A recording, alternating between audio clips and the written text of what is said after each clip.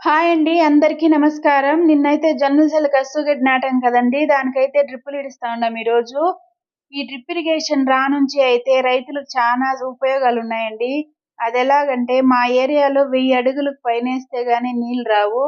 వచ్చినా ఒక ఇంచి, 2 ఇంచి నీళ్ళొస్తాయండి. తక్కువ నీటితో ఎక్కువ పారుదలైతే చేయొచ్చు. మాదసలే కరువు ప్రాంతము. ఈ డ్రిప్ ఇరిగేషన్ రానుంచి అయితే కరువుకు దూరంగా అయితే మనుషులు బతుకుతా ఉన్నామండి. ఎట్లా అంటే ఒక ఎకరా చేసే మనిషి వ్యవసాయం 4 ఎకరాలు చేస్తాడు ఈ డ్రిప్ ఇరిగేషన్ ఉంటే. మా వైపు సదరాలంతా ఉండవు భూములు. వంక, మిట్ట అన్నీ ఉంటాయి. అవన్నీ సదరాలు చేసి నీళ్లు కట్టి పారుదల చేయాలంటే ఇంత చేసుండేవాళ్ళు కాదు. మా ఏరియాలో తరకారీలు ఎక్కువ పండిస్తారు. చెన్నై మార్కెటింగ్ దగ్గరలో ఉంటుంది పంపిస్తారు. వీకోట మార్కెటింగ్ ఉంటుంది అక్కడికి పంపిస్తారు. ఇదైతే మనం మొన్న జొన్నల సెల్లు కసువు నాటాం కదండీ! అది చూడండి ఎలా ఉందో. Bye bye.